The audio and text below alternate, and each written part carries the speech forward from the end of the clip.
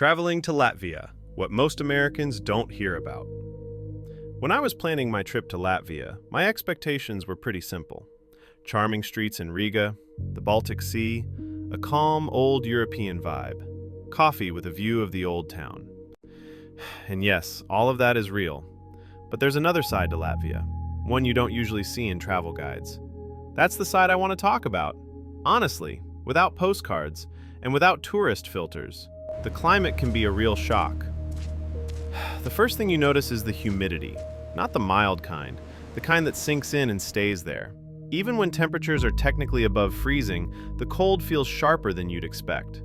In fall and winter, the sky can stay gray for weeks, rain feels constant, and the wind from the Baltic Sea turns a simple walk into a challenge. If you're used to sunshine, clear skies, or even dry cold, this kind of weather wears you down. Not just physically, mentally. This isn't cozy, romantic Northern Europe. It's a damp, persistent cold that slowly drains your energy. Housing prices can surprise you.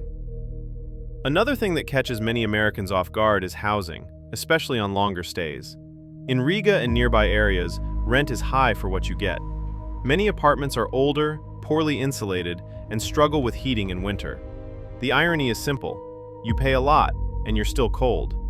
If you're used to modern apartments and reliable comfort, this can be frustrating, even short-term. Buying property? For many locals, it's out of reach. For foreigners, it's rarely simple. Higher costs, less convenience. Latvia isn't a cheap destination once you move past the tourist highlights. Sales tax is high. Everyday expenses add up quickly. And while this matters less on a short visit, it becomes noticeable the longer you stay.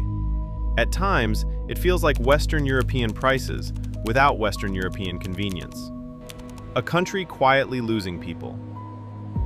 If you look beyond the main sites, something becomes clear. Many young Latvians leave. Germany, the UK, Scandinavia. Outside Riga, some towns feel empty. Closed shops, quiet streets. A silence that doesn't feel peaceful. It feels abandoned. Even Riga itself can feel surprisingly quiet for a capital city. The language barrier is real. Yes, many people understand Russian. Yes, younger generations often speak English, but Latvian is the key language, especially in official situations. In government offices, public services, or anything bureaucratic, English isn't always enough.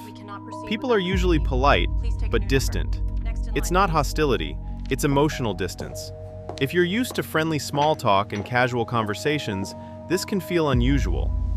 A slower pace, without the customer-first attitude. Americans tend to notice this quickly. Things move slowly, in cafes, in banks, in offices. Customer service exists, but it's not built around urgency or friendliness. Sometimes it feels like you're interrupting instead of being helped. Some call it relaxed. Others experience it as indifference. Outside Riga, life gets very quiet. This is something travel blogs rarely mention. Outside the capital, Latvia becomes very quiet. Nature is beautiful, forests, lakes, coastline, but social life is limited. Few events, few nightlife options, very little spontaneous activity. Small towns are small in every sense. A couple of cafes, maybe a mall, and long, quiet evenings. Riga versus the rest of the country. Riga carries almost everything: jobs, culture, nightlife, movement. Step outside the city and time seems to slow down fast. For a short visit, that can feel charming. For a longer stay, especially in winter, it can feel isolating. Polite people, emotional distance. Latvians are polite, respectful, and very reserved. Small talk isn't common. Friendships take time. People keep to themselves. If you're used to openness and easy social connections, this reserved style can feel cold, even when it isn't meant that way. Final thoughts. Latvia is clean, beautiful, orderly, quiet. But experiencing it isn't the same as seeing it in photos.